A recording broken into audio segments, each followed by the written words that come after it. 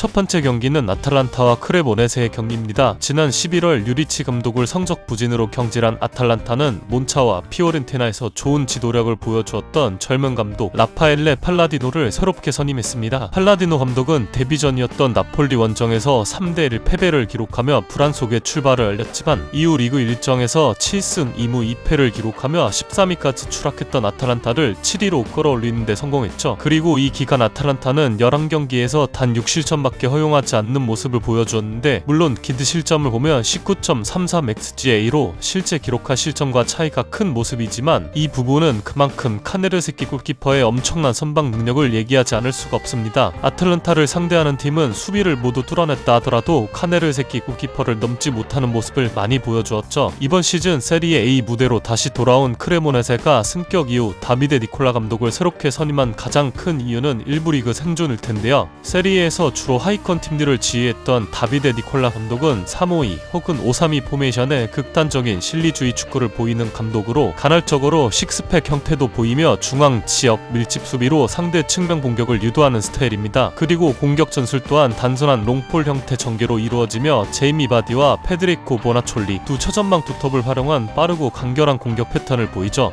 크레모네세는 현재 리그 15위를 기록 중이고 강등권과 승점 격차는 5점 차이로 벌려놓으며 나름 만족할 수 있는 시즌 흐름을 보내고 있습니다. 이 매치업은 아탈란타가 크레모네세의 실리 축구를 뚫어내기 위해선 이선 선수들의 활약이 중요하다고 생각하는데, 더 케텔라이르의 폼이 최근 떨어져 있는 모습이며 겨울에 새롭게 합류한 라스파도리는 아직 적응 기간이 있다는 점에서 크랙 플레이를 보여줄 수 있는 루쿠만의 이탈은 이런 매치업에서 더욱 아쉽게 느껴집니다. 또한 챔피언스 리그와 코파 이탈리아 그리고 리그 일정까지 많은 대회 일정을 소화해야 하는 아탈란타이기에 이번 경기 체력적으로 밀릴 수밖에 없는 상황이라는 점에서 아탈란타가 빠르게 선제골을 뽑아내지 못한다면 경기가 후반으로 갈수록 더 답답한 흐름으로 갈 가능성이 크다고 생각하기에 3.0 또는 3.5 언더를 추천드립니다. 다음은 로마와 칼리아리의 맞대결입니다. 가스페리니 감독의 로마는 최근 리그 2경기 연속 승리에 실패하며 4위 자리를 유벤투스에게 내어준 모습인데요. 현재 승점 43.5위를 기록 중이며 4위 유벤투스와 승점 격차는 2점 차입니다. 로마는 이번 시즌 놀라운 수비력을 보이고 있는 팀인데요. 지난 리그 23경기에서 단 14실점밖에 허용하지 않으며 리그 최소 실점 1위에 이름을 올리고 있습니다. 다만 기대 실점은 26.89xGA로 리그 5위에 해당하는 기록이며 실제 실점과 격차가 거의 13골 차이로 상당히 큰 모습인데요. 가스페리니 특유의 압박 축구와 안정적인 백스리 운영은 실점을 줄이는 데 큰 영향을 준 것은 사실이지만